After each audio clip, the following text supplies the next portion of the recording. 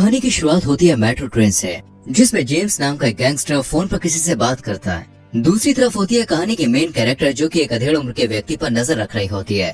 तभी उस अधेड़ आदमी का न्यूज़पेपर एक लेडी से टकरा कर कहीं गुम हो जाता है।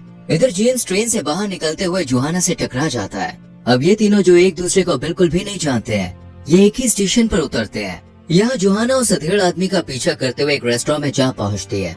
अब सीन शिफ्ट होता है और एक मोटू भाई साहब हमें देखने को मिलते हैं। इस मोटू का नाम था मैक्स।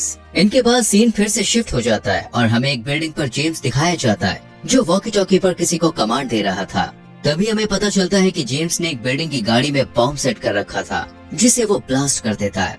ब्लास्ट के चलते उस बिल्डिंग में आग लग जाती है। तभी फायर ब्रिगेड की टीम आती है, लेकिन फायर ब्रिगेड के साथ साथ यहाँ कुछ लुटेरे भी आते हैं, जो बैंक में घुसकर बंदूक के नोक पर चोरी करके वहाँ से भाग जाते हैं। तभी जेम्स को वहाँ पुलिस आती हुई दिखाई देती है। वो तुरंत ही मोटू मतलब मैक्स को पुलिस के बारे में बताता है और मैक्स ट्रक लेकर उन पुलिस वालों की गाड़ियों के सामने पहुंच जाता है और दूसरी तरफ से भाग निकलता है। इस तरह हमारे दिमाग की ट्यूबलाइट चलती है और हमें समझ में आता है कि ये सब रॉबर्स यानी कि लुटेरे हैं जो चोरी करते हैं। अब सीन दोबारा जोहाना और उस बूढ़े शख्स पर आकर टिक जाता है, जहाँ काफी देर के बाद वो बूढ़ा शख्स जोहाना के पास आता है और कहता है, मैं देख रहा हूँ कि तुम मेरा पीछा कर रही हो। तुम कल भी मुझ पे नजरें रखी हुई थी और आज मेट्रो में भी, और अब यहाँ। इस पर जोहाना कहती है, ये गलतफहमी हो सकती है। इतना कहकर जोहाना वहाँ से जाने लगती है, लेकिन वो बूढ़ा आदमी उसका हाथ पकड़ लेता है और उससे पूछता है, बताओ मेट्रो में वो औरत मुझसे कब टकराई थी। इस तरह वो सारी टाइमिंग पूछता है, लेकिन जोहाना भी सारे जवाब दे देती है। बस एक सवाल का जवाब जोहाना नहीं दे पाती, और वो ये है कि वो न्यूज़पेपर कहाँ गया जो उस अधेड़ के हाथ में था। इस पर वो अधेड़ आदमी कहता है कि हमें बेहतर की उम्मीद थी, और एक पेपर छोड़कर वहाँ से चला जाता है। अब जोहाना उस पेपर पर स्क्रैच करती है तो वहाँ पे लिखा होता है, यू आर सेलेक्टेड। यानी जोहाना का ये टास्क था और अब वो एक जासूस बन गई थी एक तरह से। अब सीन दिखाया जाता है अंधेरी रात का, जहाँ वो चोर अपना अपना हिस्सा बांट रहे थे। इनमें से एक चोर कहता है कि हमने मेहनत ज्यादा की तो जेम्स को पैसे ज्यादा क्यों मिले। ये सुनकर बाकी चोर सन्न पड़ जाते हैं। तभी जेम्स आता है और उस आदमी को बुरी तरह मार पीट कर अपने पैसे लेकर चला जाता है। अब जेम्स एक बूढ़े आदमी के पास जाता है, जो जूते बनाने का काम करता था। असल में जेम्स ने चोरी की ट्रेनिंग इसी से ली है, क्योंकि ये शूमेकर पहले एक चोर हुआ करता था और अब इसके पास जेम्स का पासपोर्ट था, जिसे देने के बदले वो उससे अपने काम करवा रहा था। और अब वो जेम्स को एक और टास्क देता है। अब कहानी आ जाती है उस अधेड़ के ऑफिस पर। असल में इस अधेड़ का नाम था चीफ हॉन्ग, जहाँ जोहाना आती है। चीफ हॉन्ग उसे सबसे मिलवाता है। यहाँ पे हम देखते हैं कि चीफ हॉन्ग की टीम का नाम जानवरों की तरह था, जैसे मंकी, स्लॉथ, मोल, वाइपर, ऑस्ट्रिच और स्क्वेरल। अब ये सब लोग मैक्स, जो कि सीसीटीवी में हल्का सा दिखा था, उसकी तलाश में निकल जाते हैं। लेकिन हॉन्ग जोहाना को गाड़ी से बाहर नहीं निकलने देता है, पर थोड़ी देर बाद वो उसे टॉयलेट ब्रेक देता है, जहाँ जोहाना अपने आप से बात करती है, लेकिन वॉकी टॉकी बंद करना भूल जाती है, जिससे पूरी टीम उसकी बातें सुनकर ठहाके लगा लगा के हंसती है।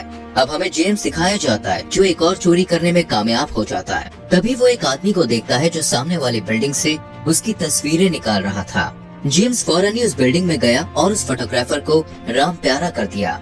दूसरी तरफ जोहाना दिखती है, जो कुछ गुंडों के साथ मार पीट करती है। तभी मिस्टर हॉन्ग उसे आकर बचा लेते हैं।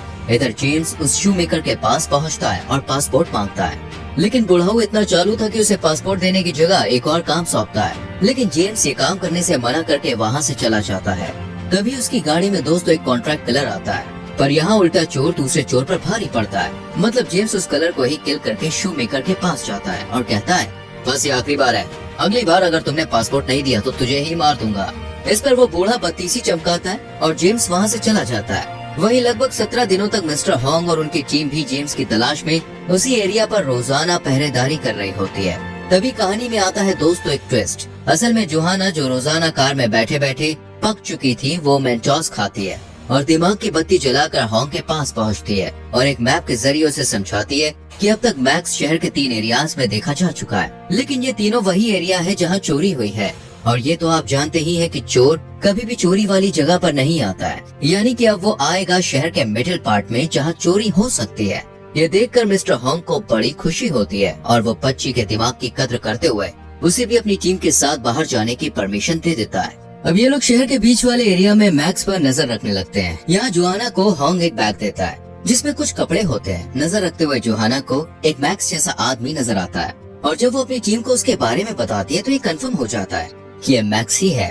तभी होंग जोहाना को कहता है कि अपना लुक बदल दो ताकि वो तुम पर शक न कर पाए। इस पर जोहाना चलते चलते ही कॉप से एक नॉर्मल गर्ल में परिवर्तित हो जाती है। तभी वो आदमी बोले तो मोजो एक दुकान में जाता है जहाँ स्क्विरल पीछे के दरवाजे से जाकर उसका असली चेहरा देख लेता है और उसे पहचान लेता है।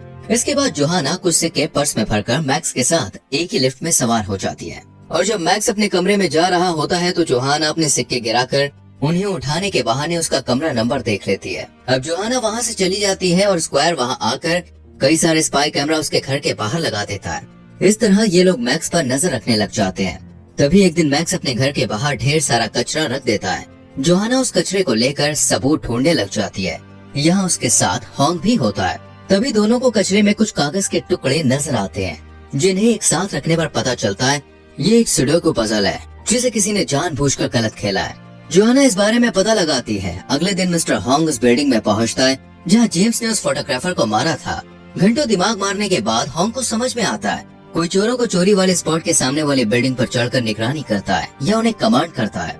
वहीं होंग की टीम को पता चल जाता है कि पजल का रॉन्ग आंसर असल में शहर की स्टॉक मार्केट का आईपी एड्रेस था, यानी अब चोरी यहाँ होने वाली थी।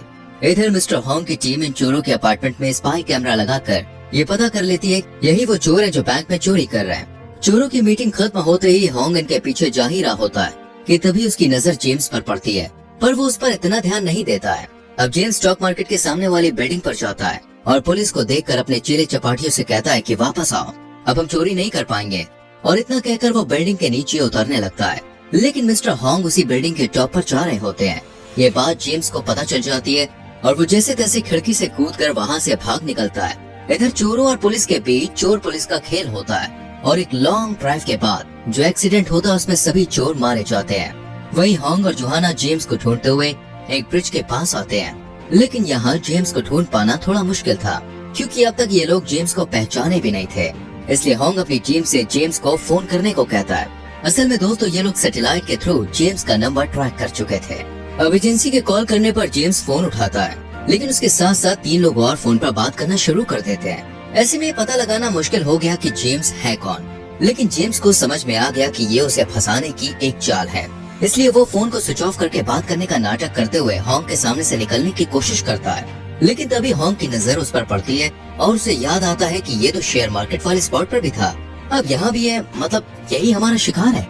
होंग जेम्स का पीछा करने लगता है। वहीं जेम्स भागता हुआ मेन रोड पर आ जाता है जहाँ स्क्विरल ट्रैफिक पुलिस के कपड़ों में उससे आईडी प्रूफ मांगने लगता है। दूसरी तरफ जोहाना ये देख रही होती है, तभी उसे कुछ गड़बड़ नजर आती है और जब वो स्क्विरल के पास जाती है तो देखती है जेम्स ने किसी नुकीली चीज से उसकी गर्दन पर वार किया है। मिस्टर होंग और जोहाना स्क्विरल को फौरन हॉस्पिटल लेकर पहुंचते हैं, लेकिन स्क्विरल को बचा नहीं पाते। इधर जेम्स उस शू मेकर को मारकर अपना पासपोर्ट ले लेता है। कुछ दिन बाद जोहाना अपने घर पर होती है, तभी उसे अपना पहला दिन याद आता है जब वो उस ट्रेन में थी। तभी उसके दिमाग की बत्ती फिर से चलती है और उसे याद आता है कि ट्रेन में उससे एक शख्स टकराया था और वो जेम्स ही था और उसके हाथ में एक पोस्टर था, यानी वो किसी मार्केट का रेगुलर कस्टमर होता है। इस तरह जोहाना समझ जाती है कि आज संडे यानी कि रविवार है और जेम्स आज मार्केट में जरूर आएगा।